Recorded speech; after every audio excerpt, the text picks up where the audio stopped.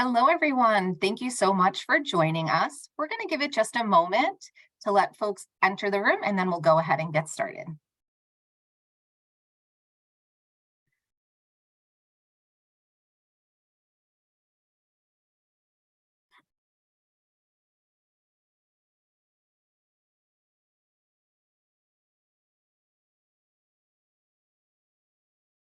All right, so hello, everyone. My name is Bobby Lynn Kekik. I use she, her pronouns, and I'm the director for new student programs. I have the wonderful privilege of working with our students as they are onboarded and join our orientation program and a little bit throughout their first year. I am joined today by some of my campus partners who are experts in our residence center, residential life and housing. In a moment, they will introduce themselves. But before we get started, I did want to just give a few quick housekeeping moments. So the first piece is we will be answering as many questions as we absolutely can with you today. What we ask is that you put any questions that you have in the Q&A feature at the bottom of your screen. So feel free to put this in as they pop in to your minds, and we will get to them towards the end of our time together today. If for some reason there is a question that we're unable to get to during our time today, or there's something that's a little bit more individual or personal to you and your student, then we would ask that you would reach out to us via email, and we'd be happy to set up some time one-on-one to connect with you and or your student to make sure that they are set and ready for housing selection. The other piece is that this is being recorded so that you're able to refer to this at a later time, or for our families or parents who are unable to join us live, we'll have this as a resource moving forward. You're able to access this recording on our Bentley Orientation YouTube channel, and that you can search that in Google, or you can go to our website, orientation.bentley.edu, and you'll be able to find that there. All right, so I'm going to go ahead and turn it over to my colleagues so that they can introduce themselves and get started with today's topic. Good afternoon. I'm John Piga. I'm the Associate Dean of Students here at Bentley, and it's nice to see you all virtually. Yeah, hi folks. Glad to have you here. My name is Justin Woodard. I'm the director of the Residential Center, and I'm really grateful you could join us for the lunch hour. Hello, thank you for joining us. My name is Jeff Funk. I'm the Assistant Director of Housing Operations. Hi everyone, my name is Caitlin Aborn, and I am the Housing Operations Specialist for the Residential Center at Bentley University. Awesome. All right, so we'll get things kicked off. We have a short number of slides for you today, I think just about 8 or 9. And we will leave copious time at the end for you to ask any questions of us that you may have. We'll provide you with sort of a general overview of the housing selection process, what steps have been completed so far, what ones remain, and then sort of end with some recommended talking points that you might be able to broach with your Bentley student. So without further ado, we will get started, and I'll turn it over to Caitlin. Again, so I'm here to talk a little bit about the process steps and what they look like, and then we'll kind of do a deeper dive in the next few slides of what those specifically look like. At this time, as of last Friday, everyone has completed their housing and meal plan contract for the 2023-2024 academic year. Those are still coming in. We'll work with students if they're missing, but as of right now, that process has concluded. Right now, due this Friday is the register and confirm roommates. So this is a vital step if the student is looking to live with 1 to 5 other students in their space, or 1 to 4 other students, so 5 total can match through the roommate confirmation process. Post spring break, the Monday we get back is when housing selection is a go. Students will then select their housing assignment with a specific time and date that is designated through their priority numbers. We also have a roommate finder board that is still located outside of our residential center. It's literally like those old school coffee shop, grab a Post-it and find a friend type of experience. We have a lot of students that are eager to meet people. It is very full this year, which is super exciting. And starting March 8th, we're hosting a housing showcase that will allow students to see the spaces. And we're going to talk a little bit more about all these steps moving forward. Awesome. So Caitlin kind of covered this piece, sort of what the process we're in the midst of right now is registering roommates due this Friday. We use a housing software system that gives students access to what we call the housing portal. If you're speaking with your student, that's typically what they would expect to know the language as. They can go on that, and this week we're expecting them to match or group if they're looking to live with other students. On that, it's pretty sophisticated, so you can search for all students that are in the process.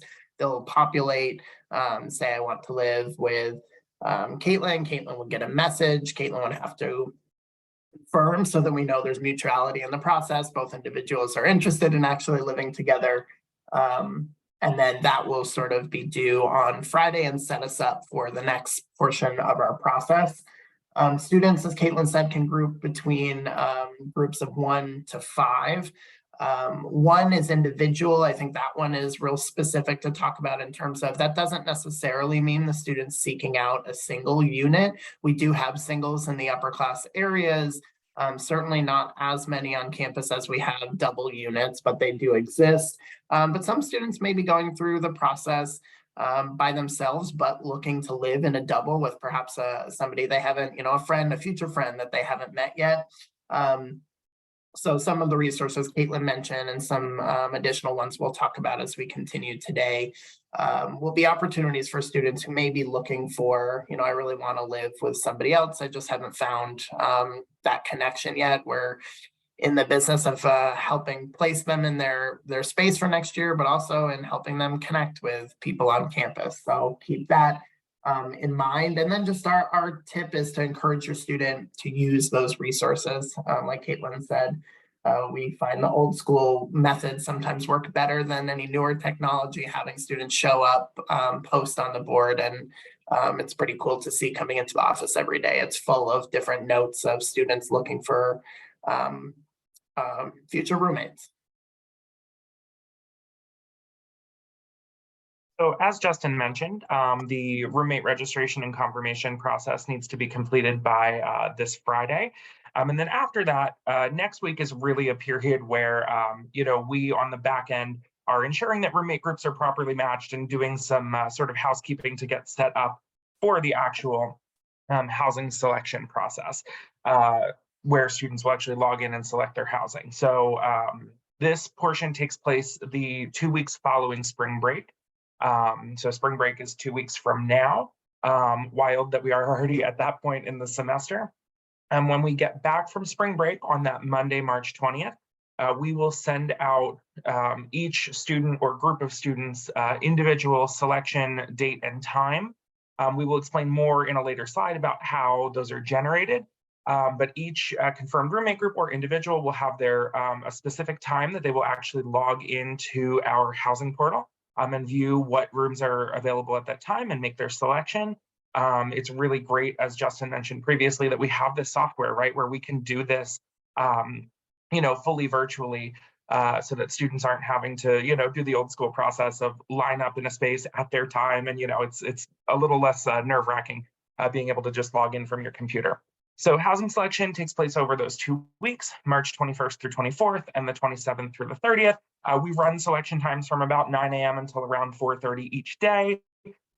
In between each group or individual, we put 3 minutes. So what that means is if my selection time is at 9 a.m. on the first day, on March 21st, I'm very lucky, the first selection time, I could log in from 9 until 9:03.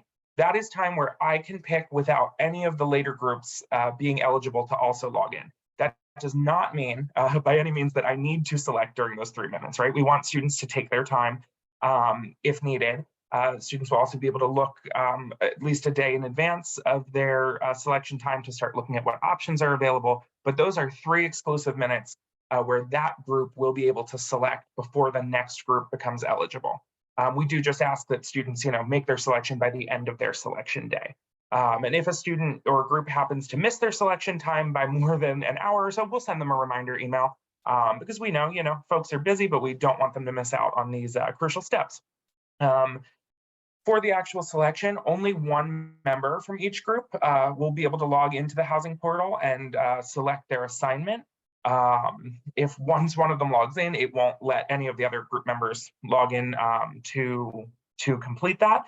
So we do ask, folks who are in a group that they're communicating with their group mates at that time to ensure everyone's on the same page. Oftentimes students will get together at their selection time and actually be sort of physically together around the computer.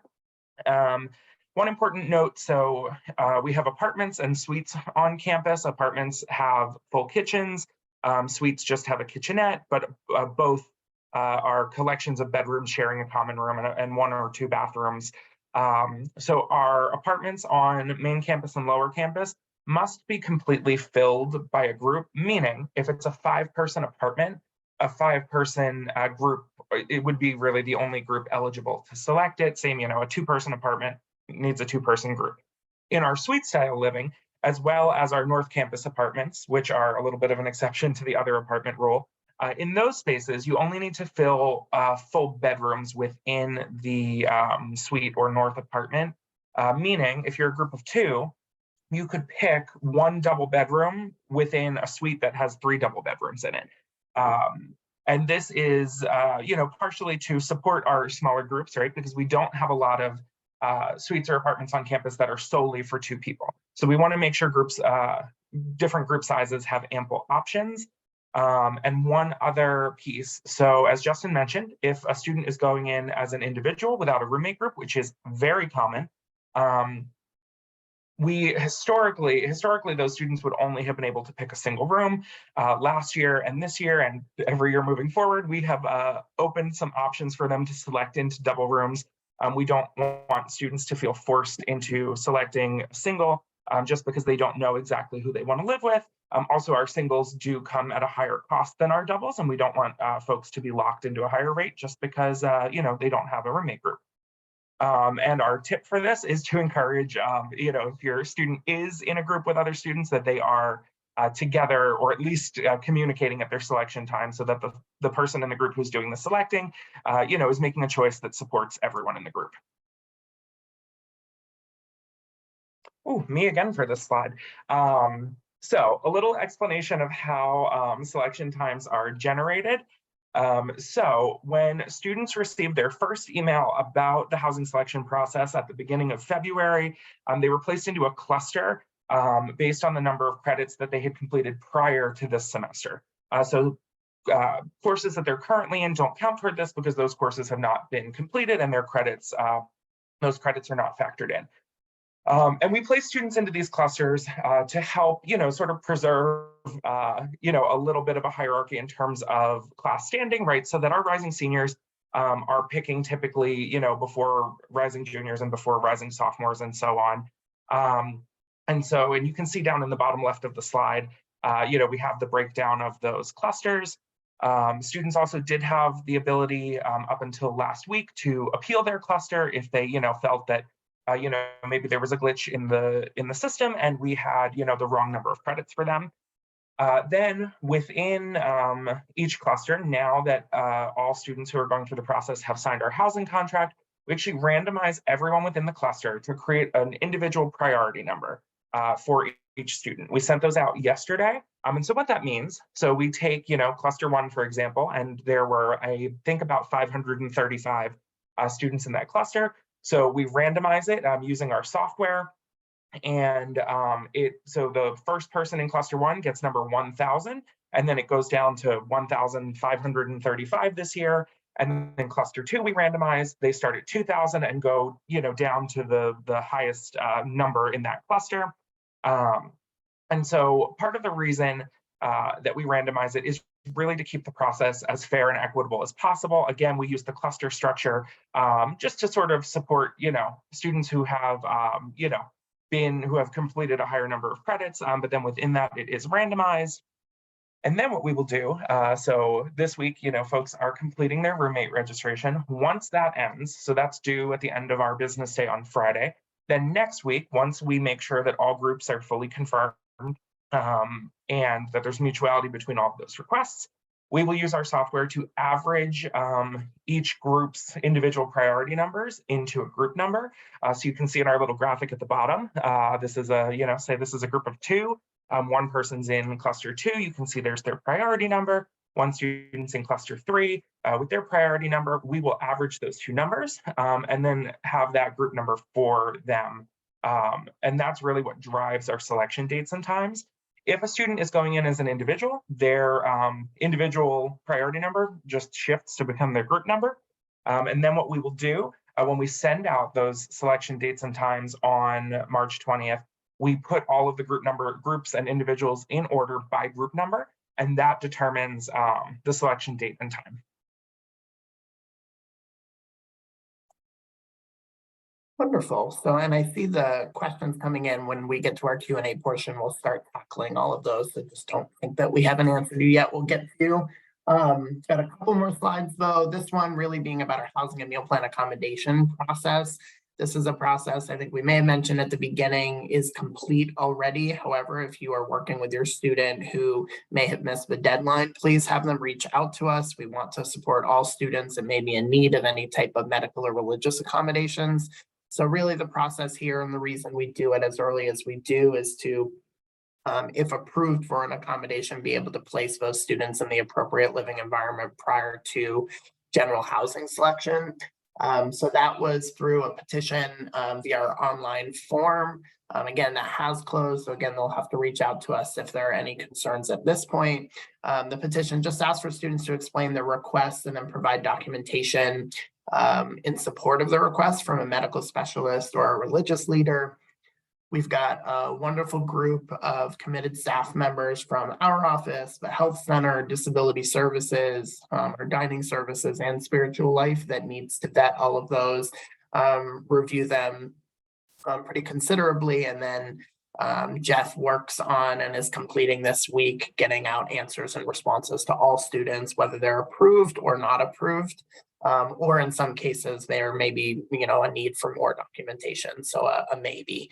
Yeah, and as I said, if approved for an accommodation, students are offered a space that accommodates them before the general housing selection process. That way we can guarantee they get the type of space that they are looking for. So I think there may have been a question in the chat about that, and that's sort of how that process would run.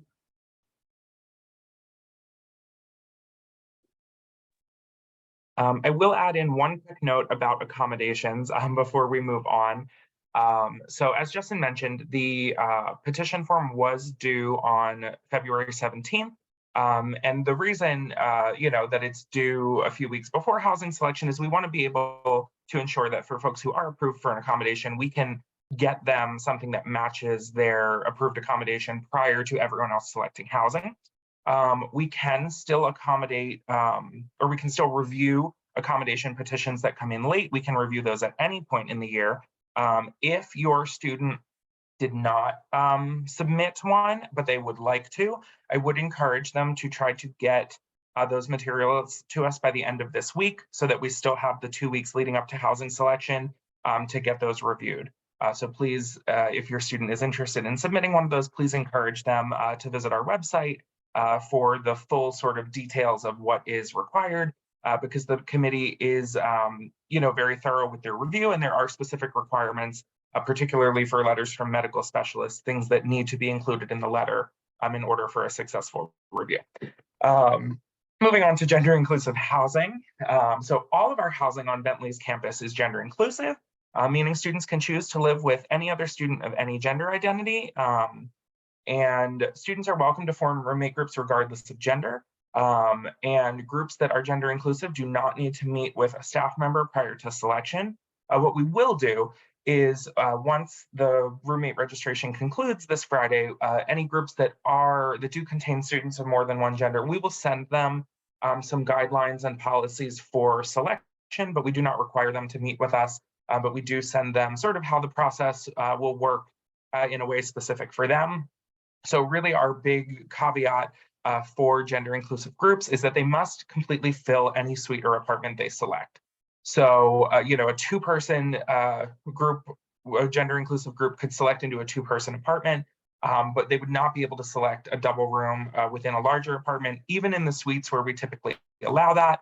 With groups that include more than one gender, if they're selecting a smaller space within a larger suite, then that makes those other rooms inaccessible to other students selecting in the process.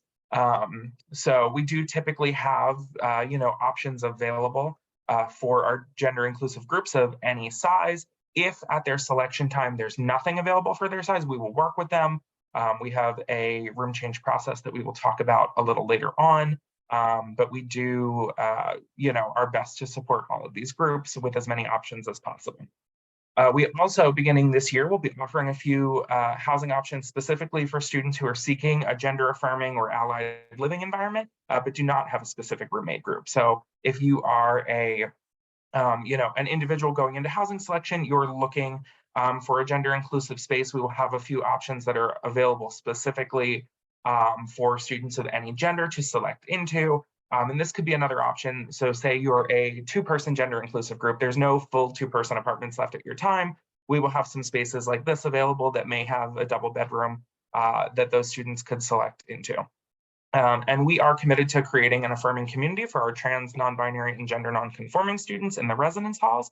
And I serve as the contact for students who have specific questions or requests related to gender inclusive housing. Again, we would never force a student into a meeting with us or outing any part of their identity, but if students do want support in that area or have questions, they should reach out to me directly.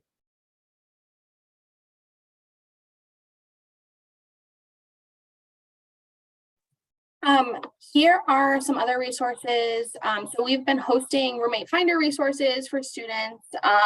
We've had some events for students to come together to meet people, but again, we also have the roommate finder board that's located outside of the residential center in 320 in the student center.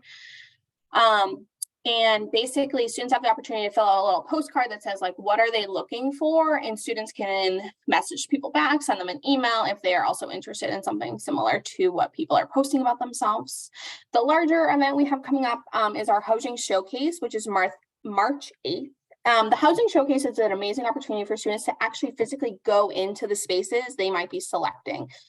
So we have student volunteers from all over campus that offer to show off their rooms. So that way students that are selecting into certain spaces, they can see what a Forest 8-person space looks like. They can see what a Collins 4-person. It's a great opportunity if they don't have upperclassmen friends to maybe see, especially for our first year students who might not have any idea of what these spaces actually look like inside. So we have a large variety of spaces that will be used through the housing showcase tour to kind of see where they may be living next year.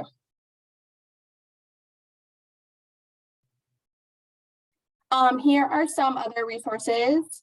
Obviously our website outlines, we have lots of videos that are informative, that walk through step-by-step of where we are in the process, as well as like a written documentation that kind of walks through step-by-step of like where we are based off the dates and what the rest of the process will look like.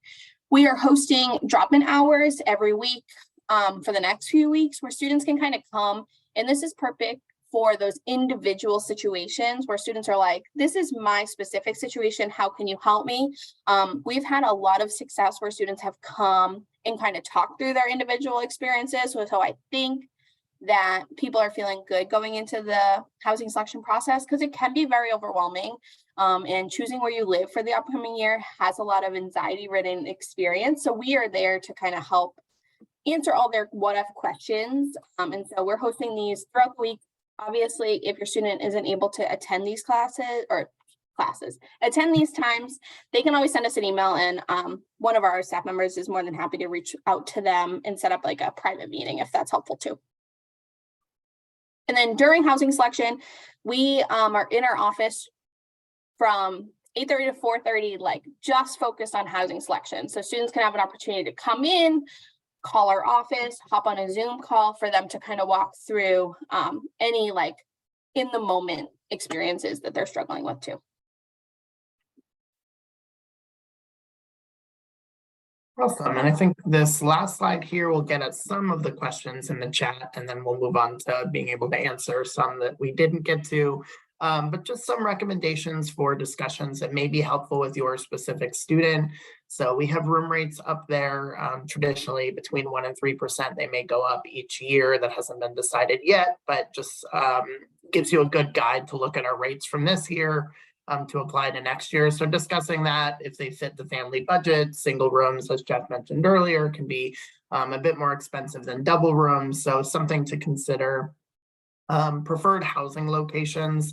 So we have over 1,000 first-year students that are entering into the selection process this year. I likely know many of you are aware, and certainly Bobby Lynn does as well. We had a record-breaking first-year class this year, which was really wonderful to see, especially coming out of the pandemic. That will make some spaces a little tighter for some of our first-year students, who are typically the ones, again, who are sort of at the end of the process. I think we try to encourage students to remember that the benefit to staying on is, as you rise in class year, you get more and more access to your first and second choice. So rising juniors, rising seniors certainly have go earlier in the process, but just something to keep in mind to talk about different options. If they're really set on a specific building and a specific floor, it might be helpful to talk with them about, what if you don't get that building, or what if that floor is not available at the time, and are there some other spaces you want to live in? Group sizes, a reminder, as we've shared, students can group as groups of 1, 2, 3, 4, or 5. We will be honest, and we have been with the student body, that groups of 3 and 5, those types of spaces on campus are rarer than spaces that have 2 people or accommodate 4 people. And so 1, 2, and 4 really tend to be the ones we recommend most. It certainly doesn't mean that a group of 5 or a group of 3 won't get a spot.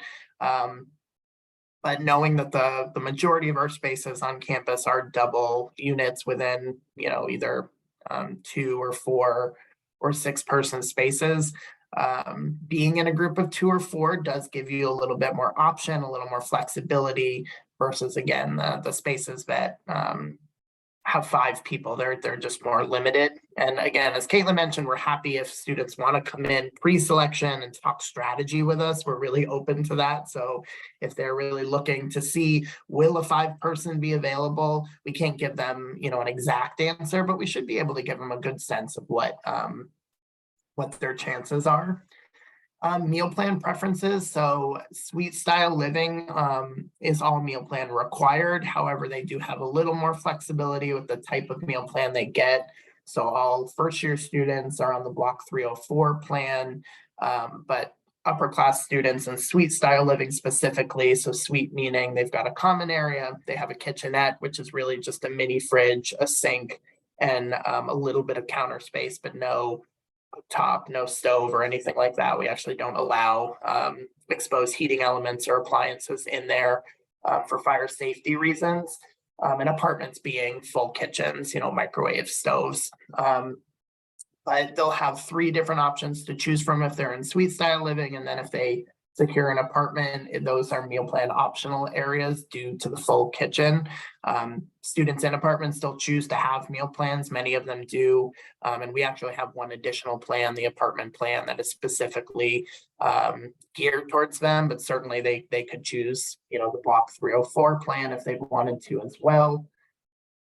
On our website too, I think this will answer one in the chat in terms of, how do I know if this building is a suite or an apartment? We're not too big of a campus, so I do find, and we do, I think that a lot of students know where the suite areas are, the apartments areas are, but we actually have all of our halls broken down on our website. You can actually see, we've taken snapshots of the common areas and bedrooms within, and we'll list. So if a student wants to see online what the inside of a Copley North suite looks like, they can go on, in addition to what Caitlin shared about the housing showcase next week, which will really be a opportunity to actually get in there and look around. And then the last piece being our room change process. This is sort of what we'll share with anybody that may be dissatisfied at the end of selection with what they were able to get as far as where they're living next year. We want folks to know that we can't guarantee anything, but certainly a lot does change between March and late summer. And so it's funny, we love our students, but sometimes we'll get a host of them that say, you know, I didn't realize I was graduating this year. I'm actually at my credit hours. And some students may take a leave for a semester to manage things at home.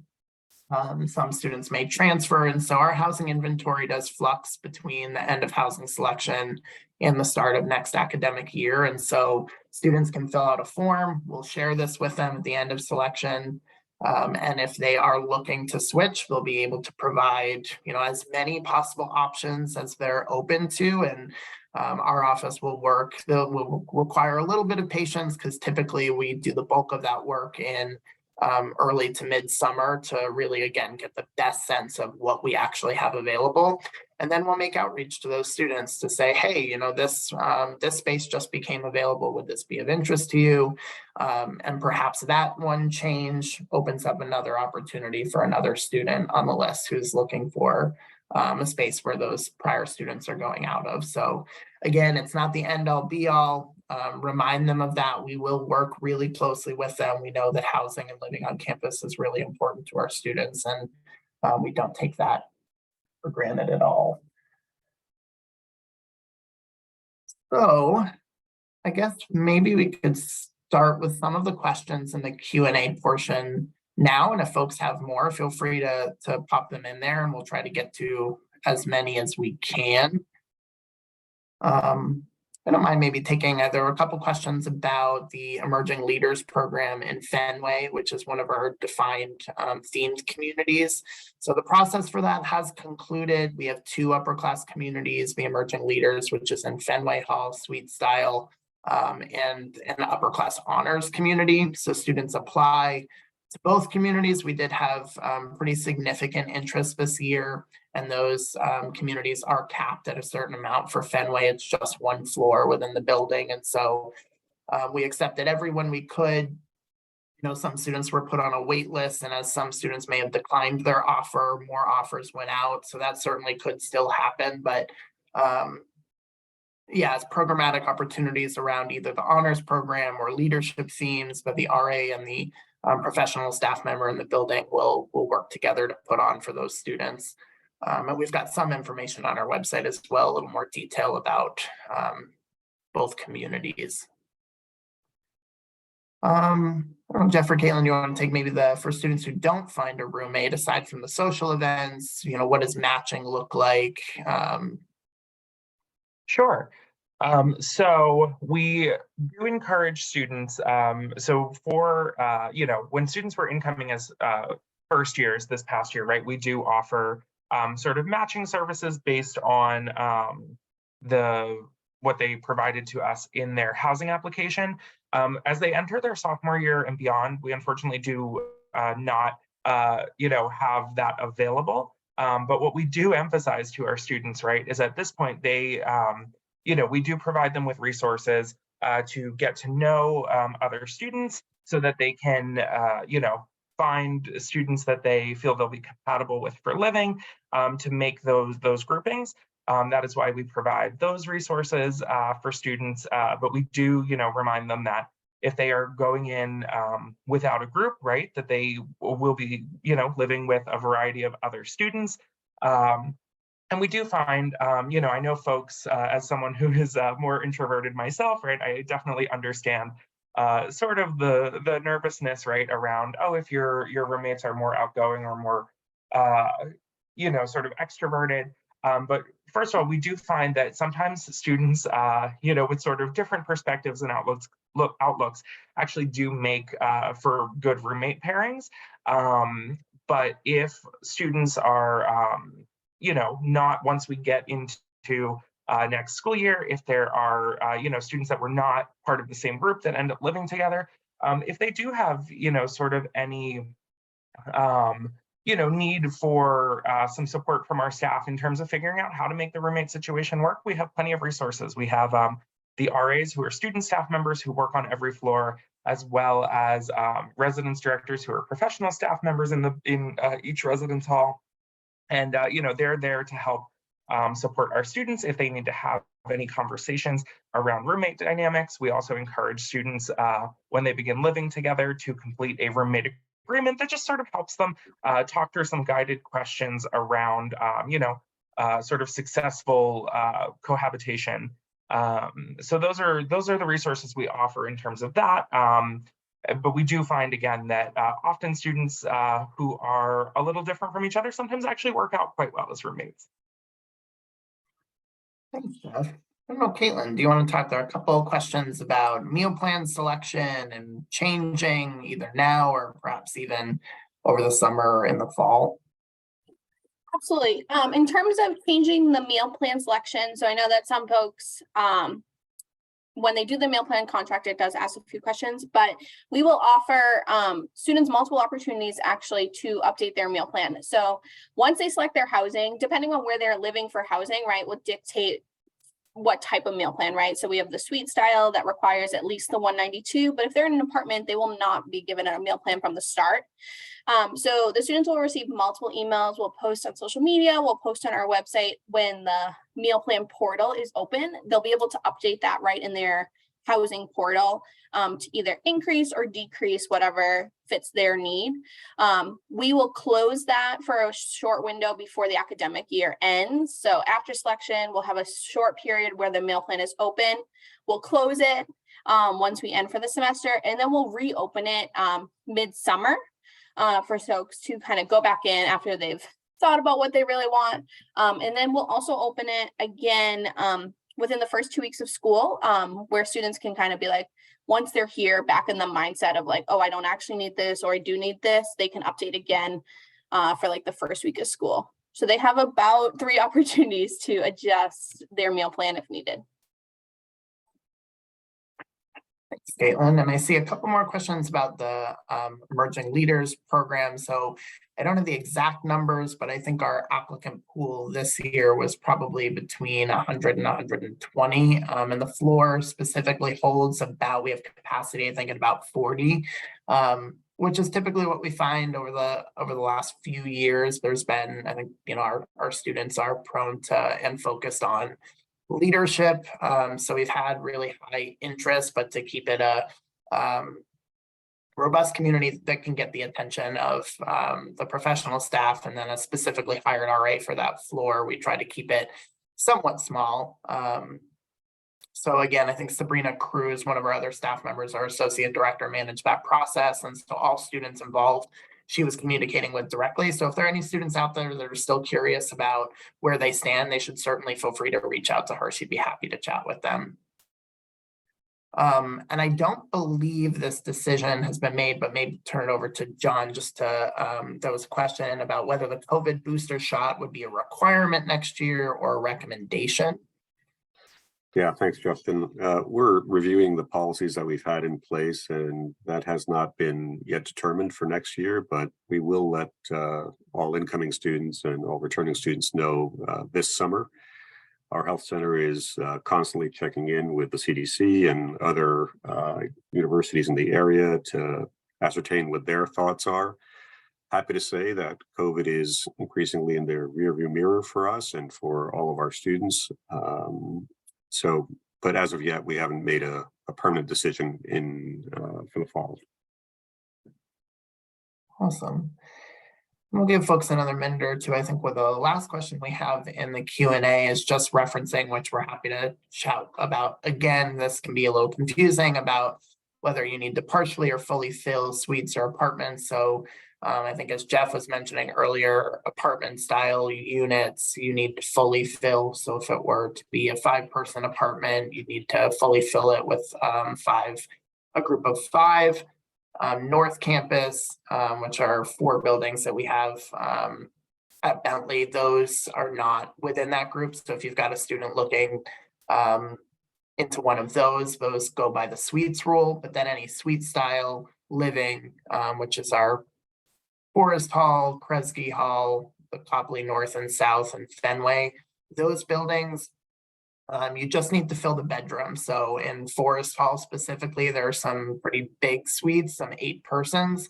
We wouldn't expect, nor do we even allow groups to group in as 8 because that would get really tricky.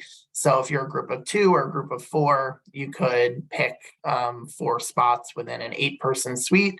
And then the next group that comes along that's interested in those remaining spaces may take those. And there's another question about emerging leaders. Do they have an opportunity to meet ahead of time? So these students will all go through a similar housing selection process just a little bit early. So typically what we do is we share the names with all the students that were accepted. We share with them the names of everybody in the community, and they are welcome to reach out, to connect with people. Again, if somebody is struggling a little bit to figure out who they might want to live with, they could reach out to Sabrina and she'd be super happy to talk through them, that whole process a little more. Really great questions. Glad folks have been so engaged, and we really hope this time has been helpful. Maybe hang on another minute here and see if any come in, but our contact information is on this slide. Caitlin and Jeff are really our 2 main staff members who are tackling the inbox all the time. So know that it's personal, it's coming from a professional staff member. They're really wonderful. And if the question gets complex, you know, our phone number, just so folks know, our student staff answer the phone. So if you are, and Caitlin manages all of them, they're really great. But if you're really trying to get a specific question answered or just something really complex and you want to talk directly to a staff member, you're welcome to use that line and say, you know, is it possible for me to talk to a professional staff member in the office, and we could link you up with somebody who'd be happy to chat about any of your housing selection questions. Well, before we wrap up, I just wanted to take a moment to thank the members of the Residential Center who joined us today for this wonderful webinar. I personally work at Bentley, and I feel like I learn something new from them every day. They truly put so much care and thought into this process. They've worked really closely with students to make sure that this process is really intuitive into what they're looking for, the support that they need to successfully navigate this. We know this is a big milestone for your student.